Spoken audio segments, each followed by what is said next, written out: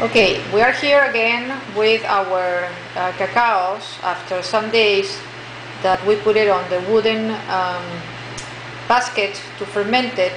This is how now they look. Of course, this is something that we did not at the plantation, not with the perfect conditions for fermentation, but this can going to give you an idea how, if you remember, the white pulp surrounded the beans are completely out, and now we have a product like it's completely dry. Now, something important about the white cacao is that, as I explained before, the color and why we name it white is because what is the color that shows when we open a pot. Actually, the way you nominate and classify the cacaos, it's mostly the first thing is through the size, the color of the pot, the size of the pot, as well as the color of the bean when it's on the pot.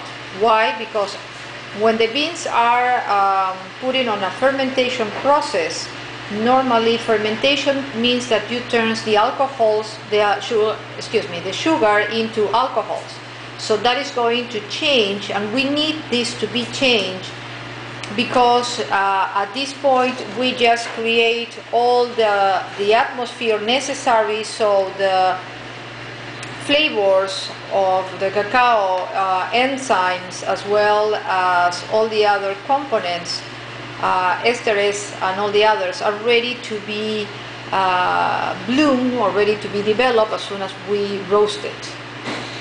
One of the things that I want to show you right now is how the bean inside looks when we take the shell out. And for that I'm going to ask my assistant Richie to help me with this. Continue on. This is, let me find one.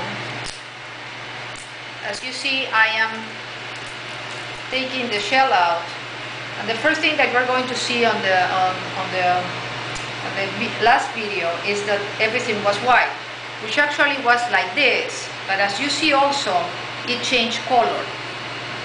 One of the reasons change color is because one of the things that happening on the fermentation is that it's going to be created the Maillard reaction, which is that the browning, the sugar browning process that normally happen when you put this on with sugars, with temperature. It's a complicated chemical reaction. We are not going to talk about that right now, but this is to show you how a white bean, like we showed it before on the last video, now turn into a dark. Depends on how much exposed of fermentation. This actually was not exposed to fermentation. We leave it on the kitchen right now. This one is what the color is going to turn. So this is the bean without the shell. Let me open another one.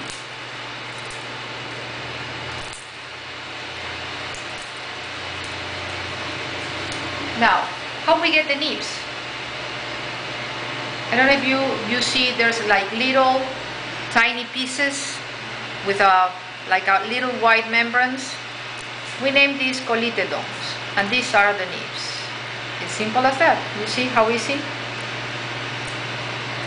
So now the beautiful white cacao is not white anymore, but now instead of how white it looks, it turns into how beautiful it tastes, because the fruity and nutty flavor this cacao develop, it's amazing. It's something that you will never forget, and it's going to create a huge separation between the other cacaos, also between Criollo cacaos. The percentage of fat the white cacao has, which is oleic acid, the finest fat in the world, is about a range of 63%, compared to normally cacaos that goes from 45 to 58. This one has 63% of good fat just for you. So hope so now you understand a little bit better about this unique and rare Peruvian native cacao variety, and I hope so soon you will enjoy it through our partners Guani Chocolate North America, we are sending all this beautiful cacao directly from the farmers to you. Thanks so much. Bye.